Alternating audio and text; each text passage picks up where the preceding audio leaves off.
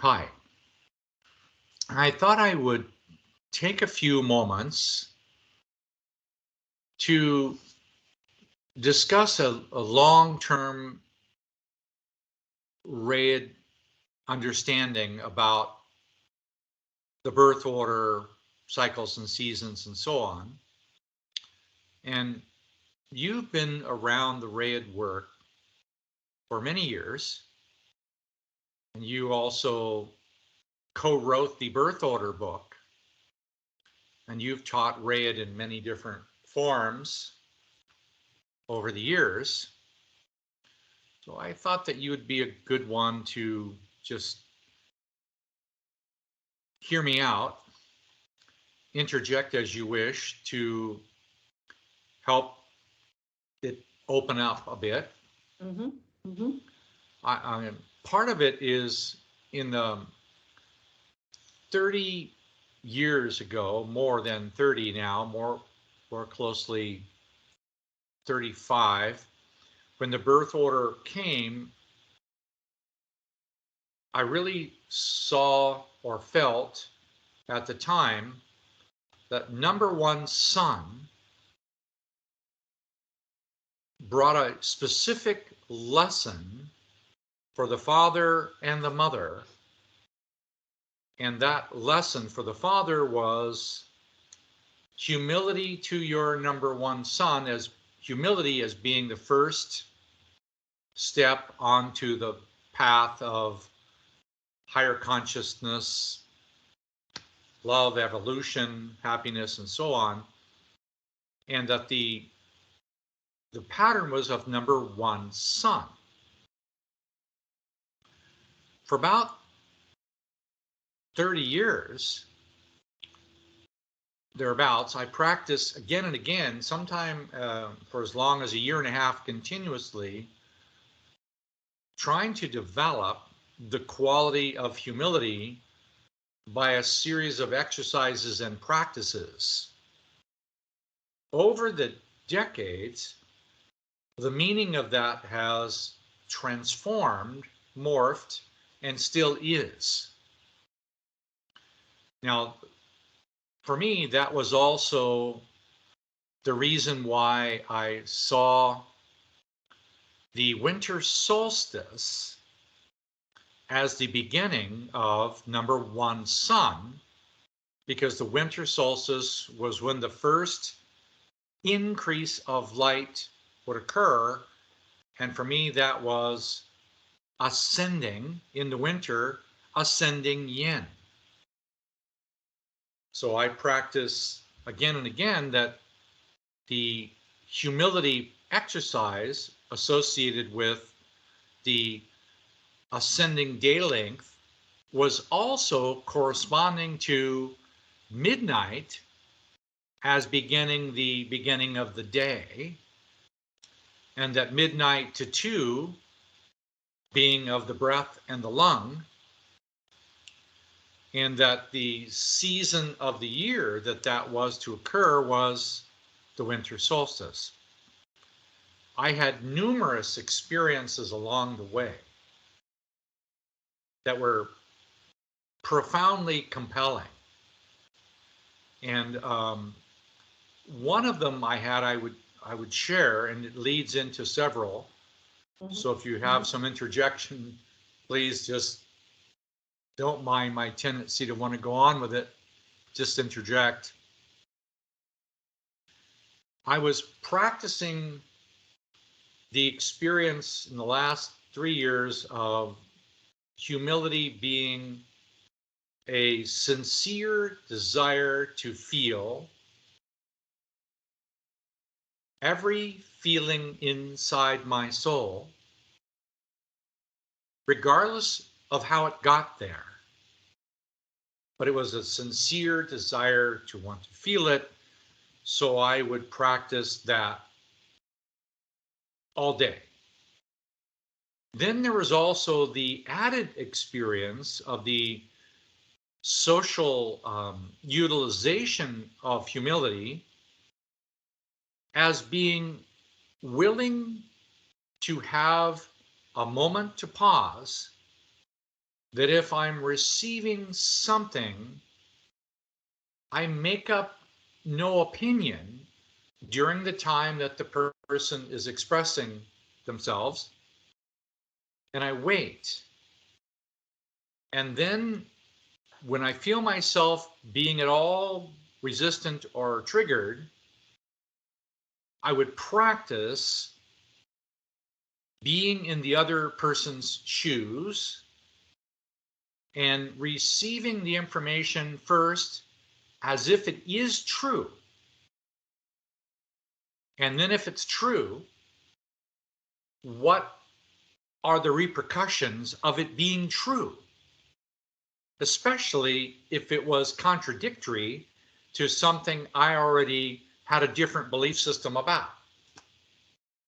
It was a very, very good exercise and still is. Just now practice that.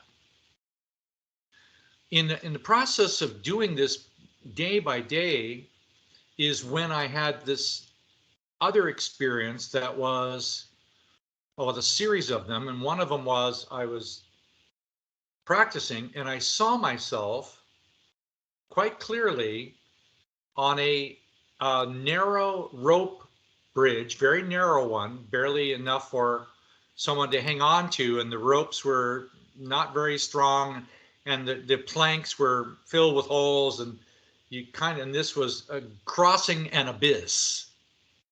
So it required a humility combined with an aspect of faith to continue to practice the humility to the experience of fear, because it was revealing to me my fear of falling, my failure, my worthlessness, whatever. And I kept practicing the protocol to experience that and then a little while later, a day or two later, I would be on the bridge again and the bridge would get better. The ropes were a little stronger, the planks were a little more solid, and eventually that rope bridge got stronger and stronger, and all the planks became strong boards, very strong bridge. And now I can walk across this bridge. My exercise is working. It's building me an access over the abyss. And as I practiced it, I got all the way across this abyss and there was a staircase. It was not a very pretty staircase. But there were no longer boards and ropes. It was now a solid kind of staircase, and I'm walking, and the staircase was dark at first, and then I walked further. There's no handrails, and then there appeared the first little handrail to my right. And every time I came back to this counterclockwise descending staircase, it got lighter, and the handrail got stronger, and then another handrail appeared, and then gradually the staircase was not a small staircase, it was 5 meters wide, and it was turning into white stone like marble or something that wasn't really stone, but it was now the handrails became pure gold. And I'm finally on the right path, and I just have, and I accelerated my exercises, and then I came to a barrier. Well, the barrier wasn't anything solid, the barrier was empty. And I could step no further.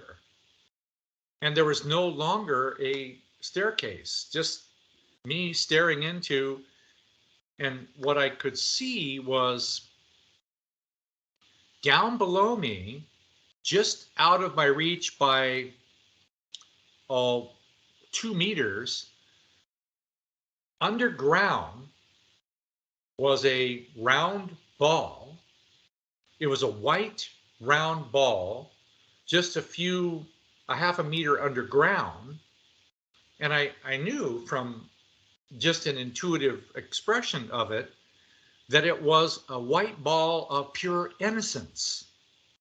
I go, the humility exercises are designed to lead me to pure innocence.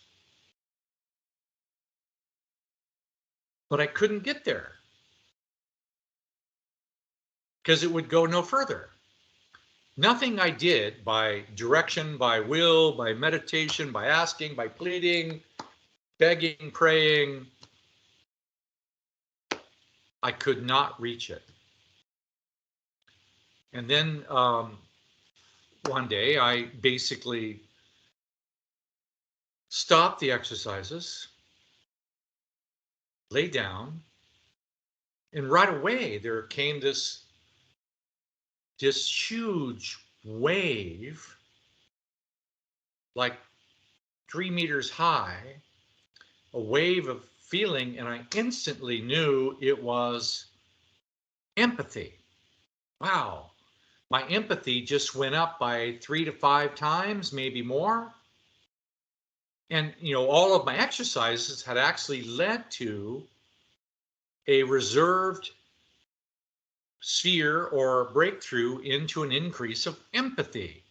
And my empathy was so liquefied in a way that I just wanted to body surf on my new skill set called empathy. And I was pointing my empathy at everything from birds to trees to people. And I was just.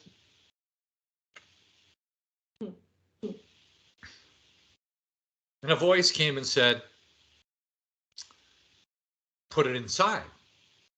At first, I'm kind of rebellious. I go, wait a second. Empathy is the ability to feel the feelings of other people.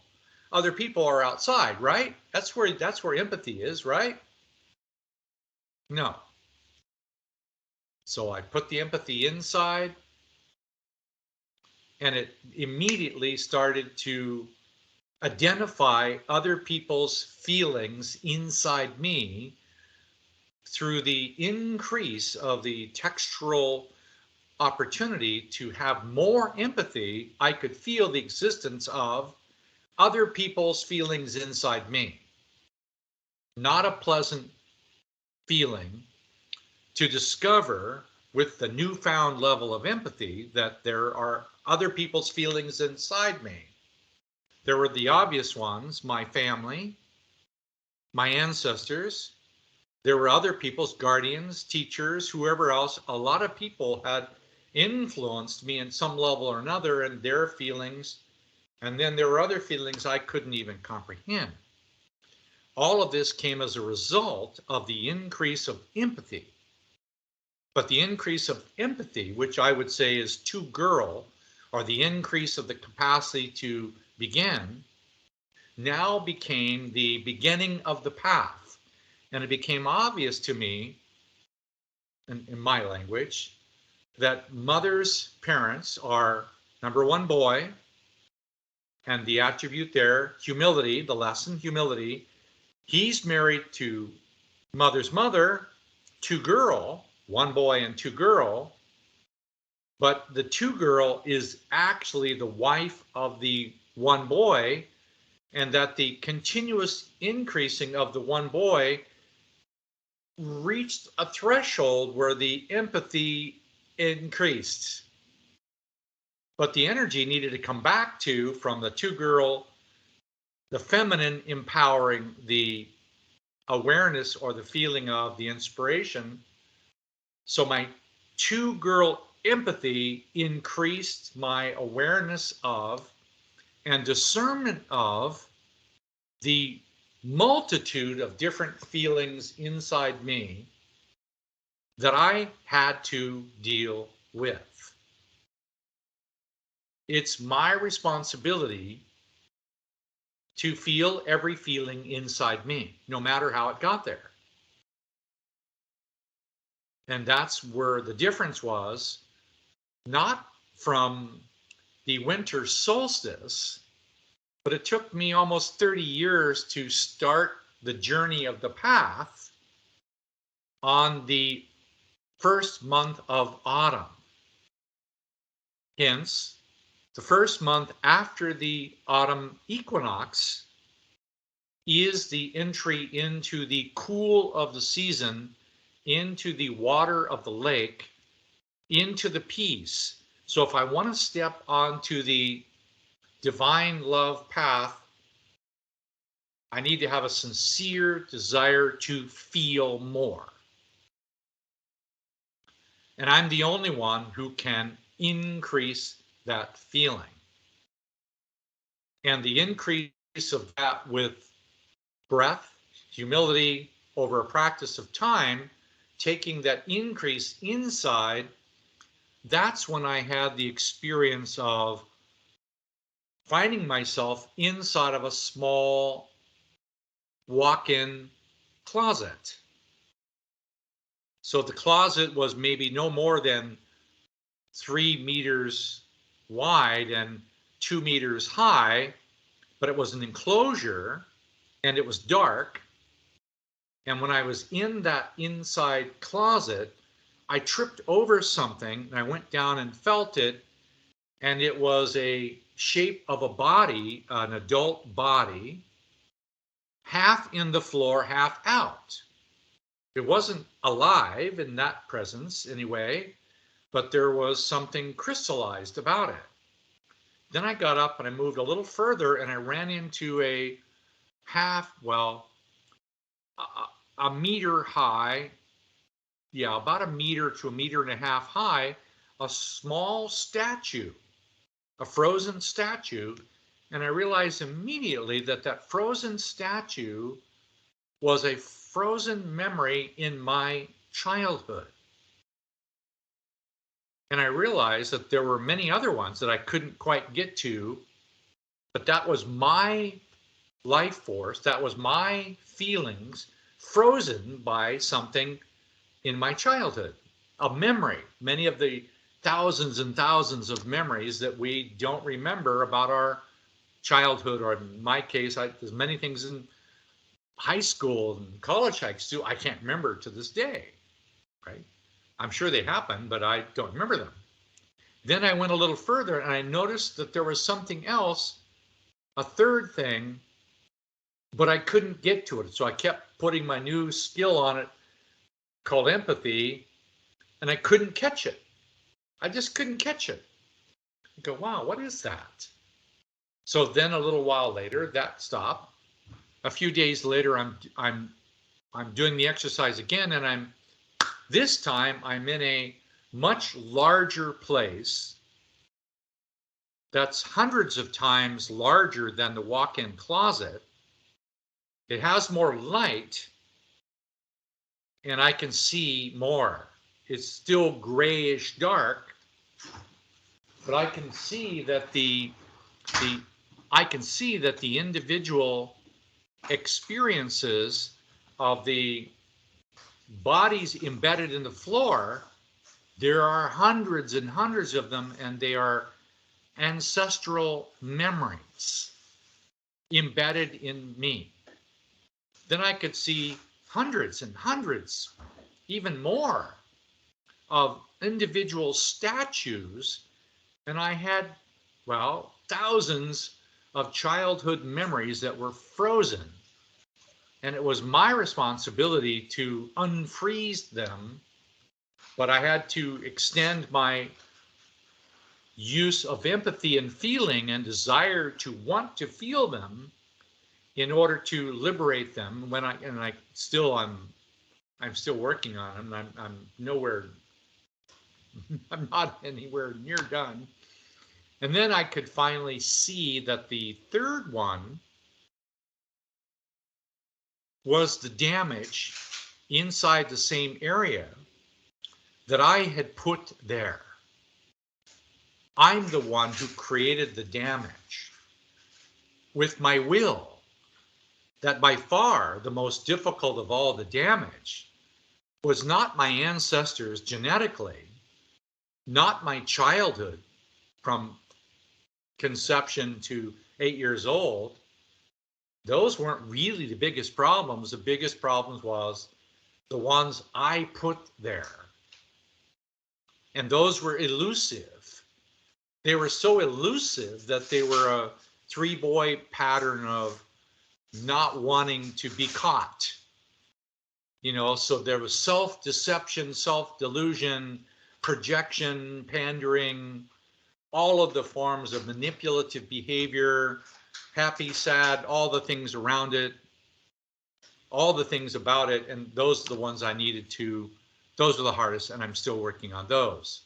So those ones are ones that we create ourselves. So they are in a way an expression of who we are. So if it's not pretty, they're the ones we most want to deny by creating facades around them so that we Yes. don't go there. If it's like created by someone else, like an ancestral pattern, you know, we can go, oh yeah, they're not really mine.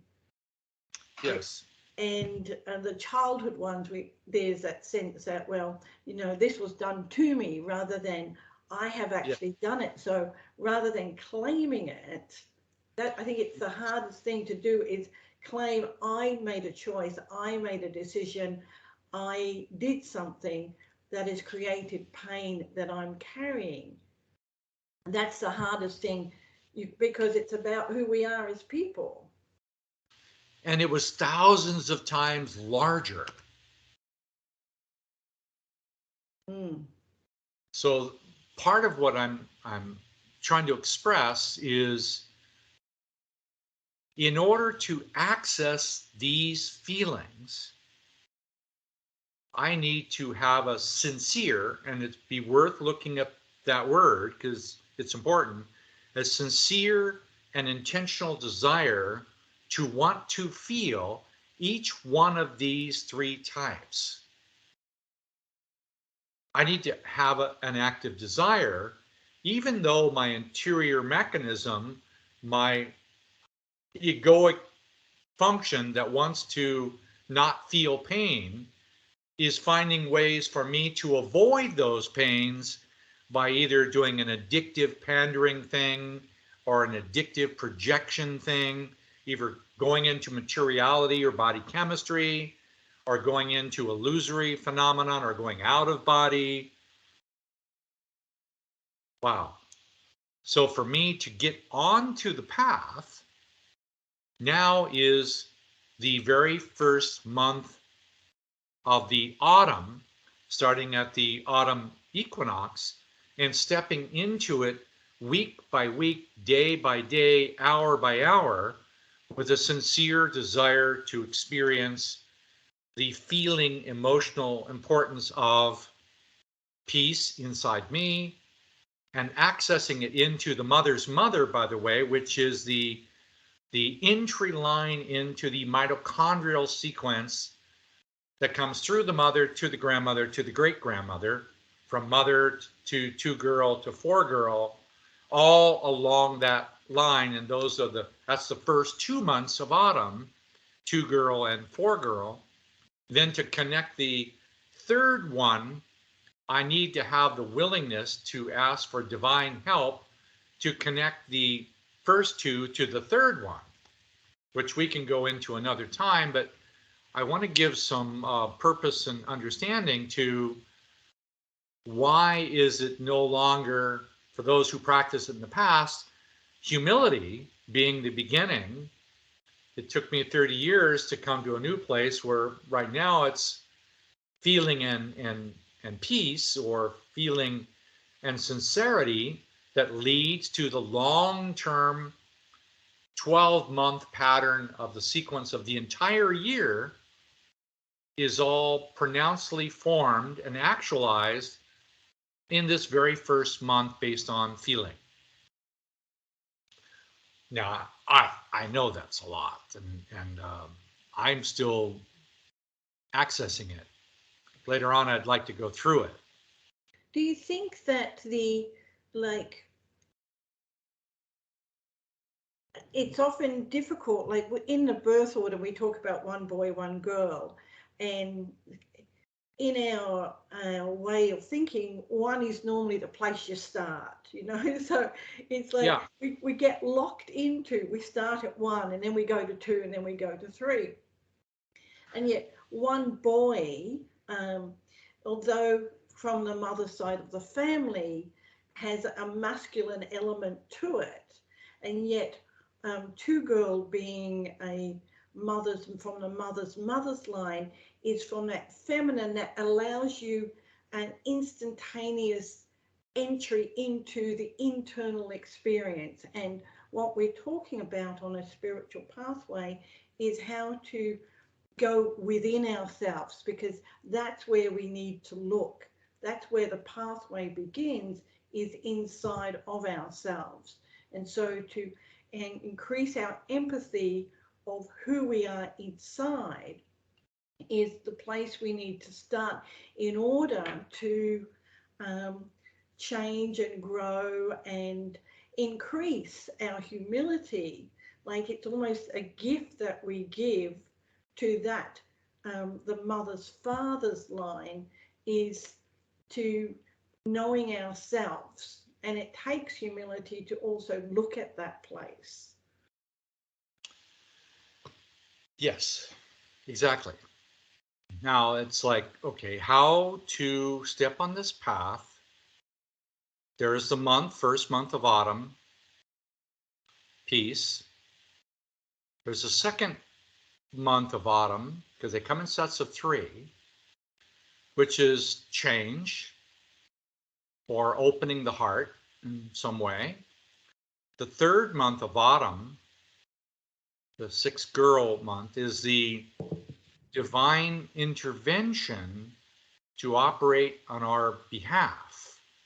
But that's voluntary, to use one's feeling, empathy, open heart, to ask for divine guidance to help us discover the feelings that we are still numb to or denying that exist inside of us in one of those 3 categories. And later on, we'll do a whole recording about those 3 categories more fully. But I really just wanted to share my experiences, because this just happens to be, for us, the last day of the first month of autumn. You're in the southern hemisphere, so you're in the last day of the first month of spring, and we're on the opposite sides. So you're in spring and heat, and I'm in the northern hemisphere and autumn and cool, and yet we're communicating these 2 opposites to each other. You know, what scares me, Edith, is after all these years, you must be crazy, because I think you actually understand it.